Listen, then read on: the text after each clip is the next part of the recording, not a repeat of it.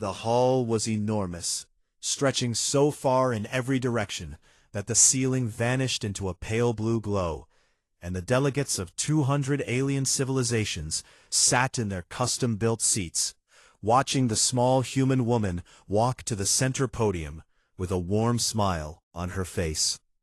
Ambassador Ilara Voss had done this 14 times before, and every single time she brought gifts. On behalf of the United Human Systems, she said, her voice steady and bright, we are honored to present this cycle's goodwill offerings to the Galactic Concord. She gestured to the massive display behind her, and a holographic list appeared. Free disaster relief drones designed to work in any atmosphere. Open-source agricultural patents that could feed species who breathed methane just as easily as those who breathed oxygen. Medical nanite blueprints, calibrated for over 60 different biologies. And a formal invitation to the Sol Heritage Festival, where any being from any world was welcome. Welcome to visit Earth and celebrate alongside humanity. The hall was quiet for a moment, and then the polite applause came, the same kind it always did, thin, scattered, and just respectful enough to not be rude. Ilara did not mind. She had learned long ago that most of the galaxy did not understand humans, and she had made peace with that, because understanding was not something you can force on anyone.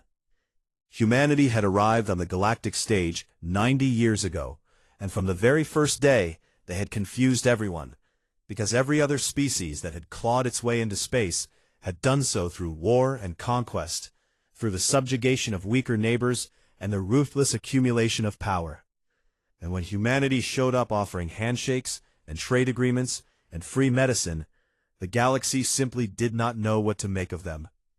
Some species found it charming in a naive sort of way. Most found it suspicious. Dominion found it disgusting. High Commander Varric Sorn sat in the upper gallery, his massive scaled frame draped in ceremonial war armor, watching Ilara Voss with open contempt. And when she finished her presentation and bowed to the assembly, he let out a low rumbling sound from deep in his throat that every Drellkin nearby recognized as a laugh of scorn. The galaxy's servants, he muttered to his aide, loud enough for the delegates nearby to hear, delivering their tribute again. No one corrected him. No one ever corrected the Drellkin about anything, because the Drellkin Dominion controlled 300 star systems and commanded the largest military fleet in known space. And they had earned their empire the old-fashioned way, through blood and fire and the absolute destruction of anyone who stood in their path. For the past 20 years, the Drellkin had been expanding again, swallowing smaller civilizations one by one, and the Galactic Concord had done absolutely nothing about it, because doing something about it would mean fighting the Drellkin, and nobody wanted to fight the Drellkin. Nobody except apparently the humans, who kept filing formal protests. Ilara had personally submitted 9 diplomatic objections over the past 3 years, each one carefully worded, each one backed by evidence of Drellkin aggression, each one requesting peaceful mediation and offering humanity's services as a neutral negotiating party. The Drellkin had ignored every single one. Twice, humanity had gone even further and volunteered to physically relocate threatened species at their own expense, moving entire populations out of the path of Drellkin expansion. And twice the Drellkin had mocked them for it, calling them the Galaxy's Moving Company in a speech that got a lot of laughs at the Concord. Ilara had smiled through that too. She smiled through everything, because that was the job, and because she believed, truly and deeply believed, that patience and kindness would eventually reach even the hardest hearts. Back on Earth, not everyone shared her optimism. Fleet Admiral Kofi Asante sat in his office in the Lunar Command Center, watching the Concord Assembly broadcast on a delayed feed. And when Varric Sorn's laugh echoed through the speakers, the Admiral closed his eyes and breathed slowly through his nose. Fleet Admiral Kofi Asante stood behind a simple podium on the steps of the Lunar Command Center, the Earth hanging blue and silent in the sky behind him, and he looked into the cameras with a face that carried no rage at all, only a sadness so deep it seemed to have weight. "Yesterday," he said, "the Draelkin Dominion attacked the civilian colony of Ethera without provocation and without warning, killing 1.6 million people, most of whom were asleep in their homes." He paused and let that number sit in the air. "On behalf of the United Human Systems, I wish to express our deepest grief for every life lost, and I want to speak directly to the families who are waiting for news of loved ones. We see you, we are with you, and we will not forget." Another pause. "As of this moment, humanity is issuing formal diplomatic censure Level 1 against the Draelkin Dominion, which includes the suspension of all trade agreements, the withdrawal of humanitarian aid, and the recall of our diplomatic envoys. Aid shipments currently en route to Draelkin border worlds, and a formal demand filed with the Galactic Concord for an independent investigation into the attack." He folded his hands. "That is all for now," he said. He stepped away from the podium, and the press erupted with questions, and he answered none of them. Across the galaxy, the reaction was the same everywhere. Confusion. The Vilthrani, one of the oldest civilizations still active, discussed it in their council chambers, with something close to pity, saying that the humans were clearly too gentle for a universe that rewarded only strength. The Kreth Collective, a hive mind species that ran most of the galaxy's shipping networks, adjusted their risk calculations and marked human space as a soft target, likely to be carved up within a decade. And the Draelkin laughed. Varric Sorn received the censure notice on his personal console, and deleted it without reading past the first line. Ordered his fleet to push deeper into human territory, because why would he not? Because what were the humans going to do about it? Write another letter? Over the next 6 months, the Draelkin attacked human interests 12 separate times. They raided shipping lanes and stole cargo. They destroyed a deep space research station, killing everyone aboard. They bombarded 2 more colony settlements, and they captured a frontier world called Harkin's Landing, and enslaved its entire population of 300,000 people. Each time, humanity responded the same way. They evacuated who they could, they filed formal protests, they issued censures, and they asked the Draelkin to stop. Censure Level 2 after the shipping raids, Censure Level 3 after the research station, Censure Level 4 after Harkin's Landing. Each one stronger in language, each one more detailed in its demands, and each one completely and utterly ignored, began to write humanity off. Commentators on Concord news networks openly speculated about when the human systems would collapse or be absorbed, and several species quietly began drawing up plans to claim human territory once the Draelkin were done with it, because in the galactic food chain, the scraps always went to whoever showed up second. Nobody was paying attention to what was happening beneath the surface, deep inside Earth's moon, in a facility that did not appear on any map or any network or any record that any alien intelligence agency had ever accessed. A door that had not been opened in 40 years slid open with a soft hiss. Admiral Asante walked through it and into a corridor that stretched downward for 2 kilometers, every surface lined with a material that absorbed all scanning frequencies known to galactic science. And at the bottom of that corridor was a room the size of a small city.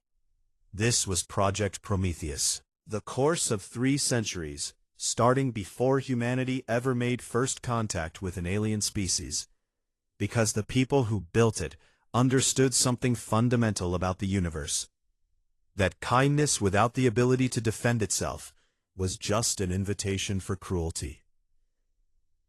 The room was filled with ships, not the clunky, cheerful-looking vessels that humanity used for trade and transport and exploration, not the rounded, friendly hulls that alien species recognized and dismissed as harmless. but something else entirely. Sleek, angular, dark shapes that seemed to drink in the light around them, built with technology that humanity had developed in secret and never once revealed to anyone. There were other facilities like this one, dozens of them, scattered across human space in locations that no alien had ever found. And inside them were weapons and systems and capabilities that the galaxy did not believe were possible. Faster-than-light communication that worked instantaneously across any distance.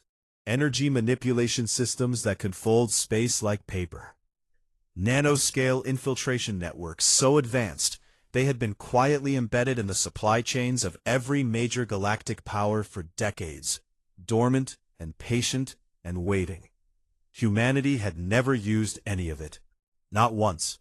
Not because they were saving it for the right moment, and not because they were waiting for a strategic advantage, but because they had genuinely and sincerely hoped they would never have to.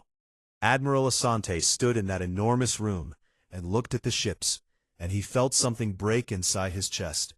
Not because he was afraid, but because he knew what activating these systems would mean. It would mean that hope had not been enough.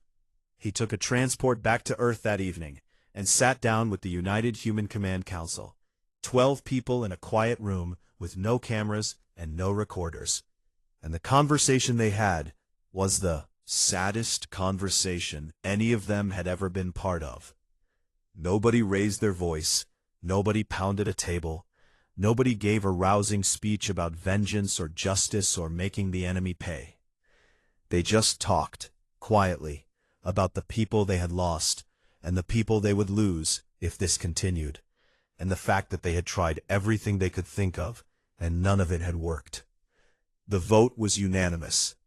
Admiral Asante nodded once and left the room and walked alone through the halls of the command building until he reached the communications center, and there he found Ambassador Ilara Voss waiting for him. She looked older than she had 6 months ago, the weight of every death and every ignored plea carved into the lines around her eyes, but her back was straight and her voice was clear. "Is it time?" she asked. "It is time," he said. She sat down at the transmitter console and composed the message herself, every word chosen with the same care she had always given to her diplomatic correspondence. Because even now, even at the very end of patience, Ilara Voss believed that words mattered. She transmitted it on every Drillkin communication channel, every Concord relay station, every open frequency in the galaxy, so that no one anywhere could claim they had not heard it. To the Drillkin Dominion, this is humanity's last message before we change the nature of our relationship. You have attacked our people 12 times. We responded with words 12 times. We asked for peace and you answered with blood. We now ask you plainly, and for the final time, end your attacks, or our courtesy stops here. She sent it, and then she sat back in her chair and closed her eyes. Admiral Asante stood behind her in silence. The message traveled at the speed of light across the galaxy, reaching every receiver, every station, every ship, and every world that had the ability to listen. Thought it was sad. One last desperate plea from a dying civilization. High Commander Varek Sorn assembled the largest attack fleet in the history of his dominion. 4,000 warships, each one bristling with plasma cannons and kinetic bombardment arrays and shield generators powerful enough to withstand a direct hit from a small star. And he pointed them at the human colony of New Carthage. New Carthage was the crown jewel of human space, a world of 6 billion people, sprawling cities built into mountain ranges, vast forests preserved between districts of glass and light, universities and hospitals and concert halls and markets where 100 different human cultures blended together in a way that no other species in the galaxy had ever managed. Sorn chose it on purpose. He wanted to break humanity's spirit completely, and he wanted the galaxy to watch him do it. His fleet dropped out of faster-than-light travel at the edge of the New Carthage system, and immediately broadcast a response to humanity's final message. Open channel so the entire galaxy could hear it. "To the humans," Sorn said, his deep voice thick with amusement. "We received your last message, and we found it very entertaining. Here is our reply." He gestured to his tactical officer, who began the targeting sequence for New Carthage's major population centers. But before the first shot was fired, a sensor officer at the far end of the bridge made a sound that no one in the fleet had ever heard a Draelkin make. A small, confused, almost childlike noise of disbelief. "Commander," the officer said, "there are ships ahead of us." Sorn turned. "How many?" 12. Sorn stared at the tactical display and saw them. 12 small vessels, arranged in a loose formation between his fleet and the planet. Each one barely the size of a Draelkin shuttle, with no visible weapons, no shield signatures, and no engine emissions that matched anything in the galactic database. Quiet and dark, like stones on a riverbed. Sorn laughed. "Open a channel to them." The channel opened, and Sorn leaned forward in his command chair, with the grin of a predator who had just found something too small to be afraid of. 12 ships, he said. "You send 12 ships against 4,000. Is this your courtesy?" There was a pause, and then a human voice came through the speakers, calm and even, with no fear in it at all. "High Commander Sorn, this is Captain Yara Osei of the United Human Defense Force. You have entered sovereign human space with hostile intent. This is your final opportunity to withdraw. You have 60 seconds. Sorn's grin widened. "And what happens in 60 seconds? 60 seconds, Commander." Sorn cut the channel and shook his head and gave the order to advance, because 4,000 warships do not stop for 12, and because in every war he had ever fought, the side with more guns had won. The guns. 60 seconds passed. 57,000 light-years away, a small Concorde observation probe was recording everything. It was an automated unit, no crew, just sensors and cameras, placed in the system months ago to monitor the growing tensions. And what it recorded in the next 11 minutes would be replayed across every world in the galaxy for generations. The 12 human ships changed. There was no dramatic transformation, no flash of light, no battle cry. They simply stopped being what they had appeared to be, the way a closed hand opens to reveal what it was always holding. Their hulls shifted, dark surfaces rippling like liquid metal, and from within each ship came a pulse of energy so dense that the observation probe sensors temporarily whited out, and when they came back online, the 12 ships were moving. They moved wrong. That was the only way the probe's basic analysis systems could describe it. Violated every known principle of physics, appearing to be in two places at once, folding the space between themselves and the Draelkin fleet, like someone crumpling a piece of paper, crossing distances that should have taken minutes in the time it took to blink.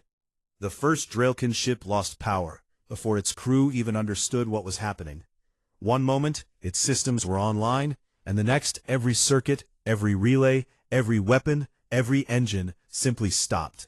Not destroyed, but switched off at a level so fundamental, it was as if someone had told the atoms in the ship's power core to take a break.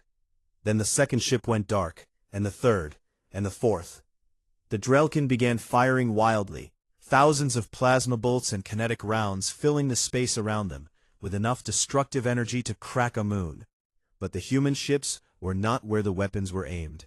They phased through the attacks like smoke, the bolts passing through empty space where a ship had been a fraction of a second earlier. One of the human vessels passed directly through a Draelkin destroyer, entering from the bow and exiting from the stern without slowing down. And as it passed through, every system on the destroyer shut down, and its crew was left floating in emergency lighting, alive and unharmed, but completely powerless. The Draelkin fleet began to panic. Ships broke formation, captains screaming orders into communications channels that were already going dead, some trying to flee and some trying to ram the human ships, and some simply frozen in place as their crews watched something they could not understand take apart the most powerful armada in galactic history like a child disassembling a toy. By the 4th minute, 1,000 ships were dark. By the 7th minute, 3,000. By the 11th minute, it was over. 4,000 Draelkin warships hung motionless in space, their lights off, their weapons cold, their engines silent, and among them the 12 human ships drifted quietly, their hulls still rippling with that strange liquid darkness. And they had not fired a single conventional weapon. Not one ship had been destroyed. Not one crew member had been killed. Every life pod was intact. Every oxygen system was still running. Every food processor and water recycler and medical bay was still functional. Humanity had shut down everything that could be used to fight, and left everything that was needed to survive. On the bridge of his flagship, Varek Sorn sat in his command chair in total darkness, the only light coming from the faint emergency strips along the floor. And for the first time in his life, he could not speak, because there were no words in his language for what had just happened to him. His communications console flickered once, and a single message appeared, text only, from Fleet Admiral Kofi Asante. Your crews will not be harmed. Recyclers are functioning. We will discuss terms when you are ready. At the same moment, across the entire galaxy, every Draelkin military installation outside their home systems went dark. Every patrol ship, every orbital station, every weapons platform, every supply depot, hundreds of thousands of military assets spanning 300 star systems, all of them shut down simultaneously, their systems killed by nanoscale devices that had been embedded in Draelkin supply chains years ago, dormant and invisible and patient, waiting for an activation signal that humanity had hoped would never need to be sent. The crews on all of those ships and stations were alive. All of them had air and food and water and heat, and none of them could fire a single weapon or move a single ship. In 11 minutes, humanity had dismantled the most powerful military force in the galaxy without killing a single person. The Concord observation probe transmitted its recording to the Cosmos. Every relay in the network, and within hours, every civilization in known space had seen it, and the galaxy went very, very quiet, because they were all thinking the same thing. If the humans could do this to the Draelkin, what could they do to the rest of them? And the terrible, beautiful answer was, they could have done it at any time, to anyone, and they had chosen not to. Every seat was taken, every gallery was packed, every observation deck was crowded with diplomats and generals and scientists and journalists from 200 civilizations, and all of them were staring at the small human woman standing alone at the center podium. Ambassador Ilara Voss looked exactly the same as she had every other time she had stood here. Straight-backed, calm, wearing the simple dark uniform of the human diplomatic corps. But everything around her had changed, because the last time she had stood at this podium, she had been offering free medical patents, and now the beings looking down at her were terrified. The Concorn speaker, a towering Methari with 6 arms and skin the color of storm clouds, opened the session with a voice that could not quite hide its trembling. Ambassador Voss, the Concord formally requests a complete accounting of human military capabilities, including all technologies demonstrated in the New Carthage engagement. All covert systems deployed against the Draelkin Dominion, and any other assets or programs that the human species has concealed from the galactic community. Ilara looked up at the sea of alien faces, and she took a slow breath. You deserve an honest answer, she said, and I am going to give you one, but I want to say something first. She paused and let the silence hold. Everything we ever gave you was real. Every gift, every patent, every offer of help, every hand extended in friendship. None of it was a trick. None of it was a distraction. None of it was designed to make you look the other way while we built something terrible in the dark. We meant all of it, every single time. She could see the doubt in their faces, the fear, the suspicion, and she understood it, because she would have felt the same way. "But you were right that we were hiding something," she said, "and I will tell you what it was." She activated the display behind her. Chamber filled with light. 312 years ago, before humanity ever left its home system, before we knew that alien life existed, before we had any idea what was waiting for us in the stars, our species made a decision. We decided that we would go into the universe with open hands, that we would lead with kindness and cooperation and generosity, and that we would give every civilization we met the chance to be our friend before we ever considered them an enemy. The display showed the early days of human space exploration, the first colony ships, the first contact with the Velthrani, the first meetings at what would become the Concorde. "But we are not naive," Alara said, "and we have never been naive. We studied our own history, thousands of years of it, and we knew that kindness alone is not enough in a universe where some will always choose violence. So at the same time that we were building our diplomatic corps and our aid programs and our cultural exchanges, we were also building something else." The display changed, and the chamber gasped.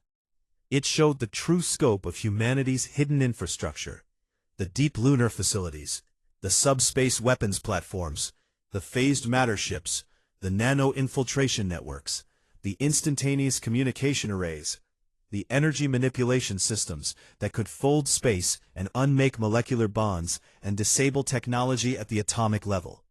"We built the most advanced military technology in the galaxy," Alara said quietly.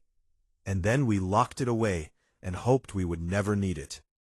The chamber erupted, dozens of voices shouting at once, accusations of deception and demands for disarmament and threats of collective action, and Alara stood at the center of it all and waited for the noise to die down. And when it did, she spoke again. "I understand your anger, and I understand your fear, but I need you to hear what I am about to say. Over a century, and in that time we used it exactly once, 3 days ago, and we used it to stop an empire that was conquering and enslaving entire species, while this assembly did nothing." That landed hard, and several delegations looked away. "We could have used it at any time," she said, "against anyone.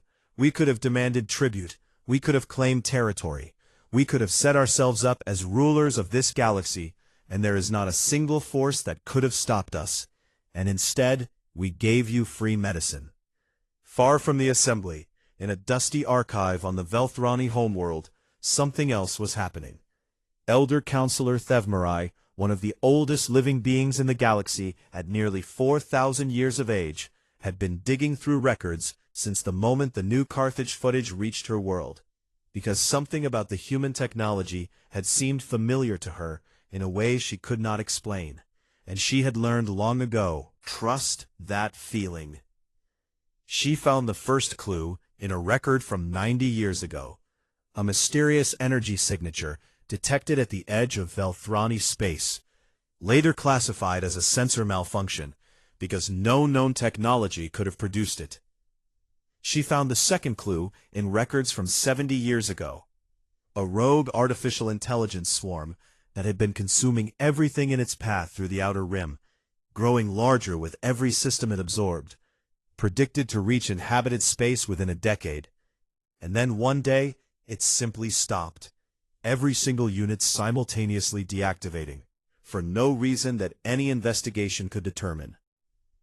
She found the third clue 50 years back, a dark matter cascade that had been building in the galactic core, a phenomenon that physicists said could destabilize every star in a 1,000-light-year radius, and then it just dissipated, as if something had reached into the heart of the galaxy and gently smoothed it away. Fourth, just 30 years ago, an incursion of unknown origin from beyond the galaxy's edge, ships of a design no one recognized, heading toward the most populated sectors, detected briefly on long-range sensors, and then gone, as if they had never existed. 4 galaxy-threatening events over the past century. 4 times the danger appeared, and 4 times it vanished without explanation.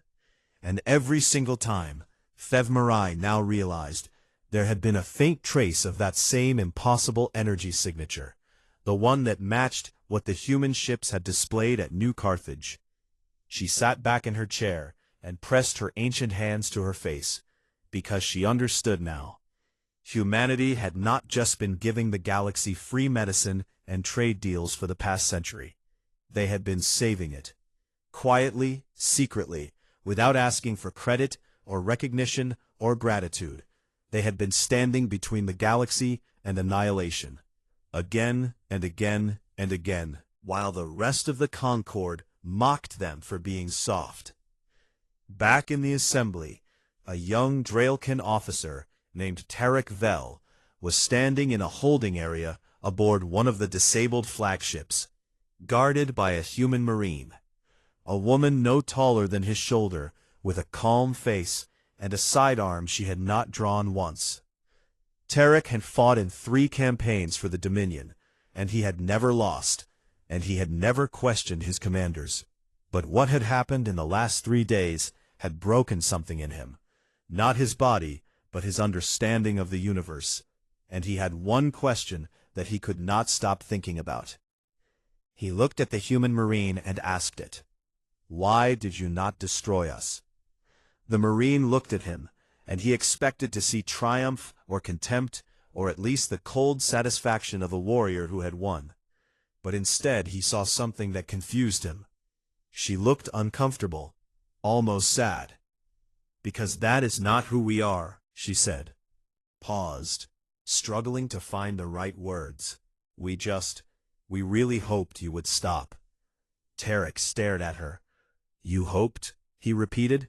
"Yes, you had the power to erase us from existence, and you hoped we would stop on our own."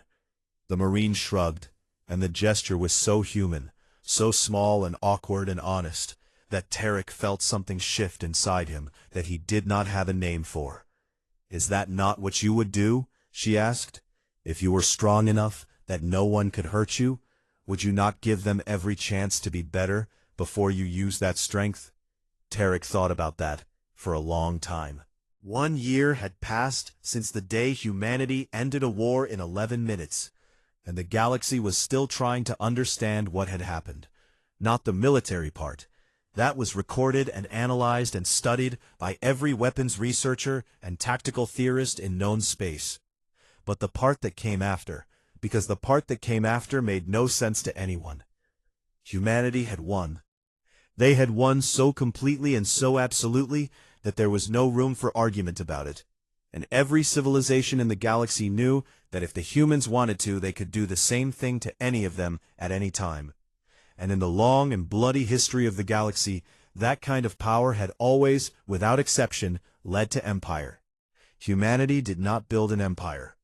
They demanded 3 things from the Draelkin Dominion: reparations for the people of Athera, the immediate release of all enslaved populations across every Draelkin-held world, and a formal commitment to non-aggression, backed by an independent monitoring system. That was it. No territorial claims, no regime change, no occupation, no demands for political restructuring, no war tribunals, no humiliation rituals, no forced disarmament beyond the weapons that had been used against civilian targets. The Draelkin kept their worlds, their culture, their government, and their pride. Or at least as much of their pride as they could salvage. And then humanity went back to being kind. The Sol Heritage Festival was held again that year, and the invitation went out to every civilization in the galaxy, including the Draelkin. And when some human politicians objected to inviting the species that had murdered nearly 2 million of their people, Ambassador Elara Voss said something that was quoted on every news network in the Concord.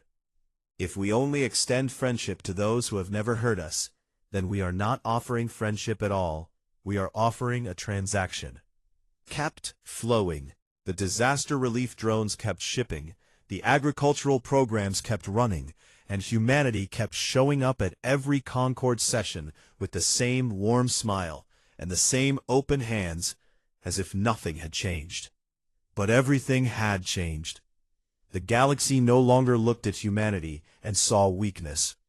They looked at humanity and saw something they did not have a word for, because no species in the history of the Concord had ever demonstrated that particular combination of qualities: the ability to destroy without limit, paired with the choice to build instead. Absolute power joined to absolute restraint, strength so vast it was almost frightening, made gentle by a kindness that turned out to be just as vast. One by one, civilizations began to reach out. The Kreth Collective, who had once marked human space as a soft target, formally requested a permanent trade alliance and sent their highest-ranking decision node to Earth as a gesture of. The Methari, whose speaker had trembled when addressing Ilara Voss in the assembly, proposed a joint scientific research program and opened their most sacred libraries to human scholars for the first time in their history. The Velthrani, armed with Elder Thevmari's findings about humanity's secret interventions, published a formal paper acknowledging that the human species had saved the galaxy at least 4 times without seeking recognition. And the paper ended with a single sentence that became the most widely quoted line in Concord history: "We owe them a debt we did not know existed, and they never intended to collect it." Even smaller species, ones that had been too afraid to speak up during the Draelkin expansion, came forward now, emboldened not by humanity's military power, but by the proof that it was possible to be strong and merciful at the same time. 37 civilizations formally requested alliance with the United Human Systems in that first year, and humanity accepted every single one, and the alliances were built not on military pacts or mutual defense obligations, but on shared research, cultural exchange, and cooperative development, the same things humanity had been offering all along. On Athera, the rebuilding was well underway. The 3 cities that had been struck by Draelkin bombardment were being reconstructed, and at the center of the capital, where the first plasma bolt had hit, the people of Athera chose to build a memorial park, a wide green space with gardens that bloomed in every color the planet's soil could support. And at its heart was a simple stone marker that read, "We remember and we continue." Human children played in that park, and so did the children of the Velthrani traders who had set up shops nearby, and so did the children of the Kreth workers who had volunteered for the reconstruction effort. And they played together without thinking about it, because children rarely care about the things that divide their parents.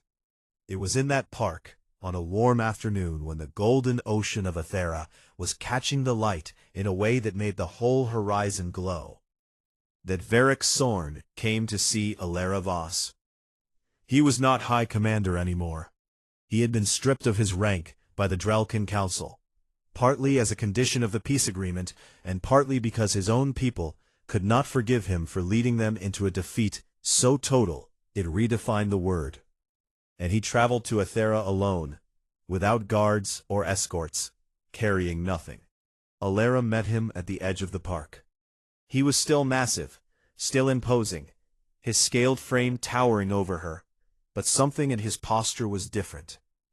The arrogance was gone, replaced by something heavier, something that looked a lot like the weight of a man carrying questions he was afraid to hear the answers to. "I asked for this meeting," he said, his voice quieter than she had ever heard it, "because there is something I need to know." Ilara nodded and waited. "Did you ever hate us?" She thought about it, and Sorn could see that she was taking the question seriously, not dismissing it or deflecting it, but actually sitting with it, turning it over in her mind. "No," she said finally. "We grieved. We grieved deeply, and we still grieve. And then we did what had to be done. And now we would like to move forward, if you are willing." Sorn looked at her for a long time, this small human who had stood at the center of a galactic storm and never once lost herself in it. And he felt something he had never felt before in his life, not the shame of defeat, and not the bitterness of a warrior disarmed, but something warmer, something that came from recognizing that the being in front of him was genuinely, impossibly, unbreakably good. He bowed. Not the shallow bow of a diplomat performing a gesture, not the forced bow of a prisoner before a prisoner, conqueror, but a deep and real bow of respect from one person to another. Elara placed her hand gently on his arm, and they stood like that for a moment. The former warrior and the ambassador, while around them, children ran through the gardens laughing. Later that evening, Elara stood on the observation deck of Athera's rebuilt capital tower, looking out at the sun setting over the golden ocean. And beside her stood Elder Thevmarai of the Veltrani, who had traveled a very long way to see the park for herself. The elder was quiet for a while, watching the light change, and then she turned to Elara with an expression that held 4,000 years of accumulated wonder. "Your people confuse me, Ambassador." "We confuse a lot of people," Elara said. "You had the power to rule everything," the elder said. "Every world, every species, every corner of this galaxy could have been yours, and no one could have stopped you. Why did you not take it?" Smiled, and it was the same smile she had worn on the first day she had ever stood at the Concord podium, warm and real, and carrying no agenda behind it. "Because ruling everything was never the point," she said. The sun set over Athera, and the sky turned from gold to deep violet. And across the park below, the lights came on one by one, soft and welcoming. And the children kept playing, because the day was not over yet. And across the stars, in assembly halls and council chambers and private homes on 1,000 different worlds, beings of every shape and size and biology were talking about humanity. And for the first time in the long history of the galaxy, they were not talking about power or territory or weapons or strategic advantage. They were talking about what it means to be kind when you do not have to be, what it means to help when no one is watching, what it means to hold the power to destroy everything and choose instead to build. Civilization in the known universe had proven something that no amount of conquest could ever prove.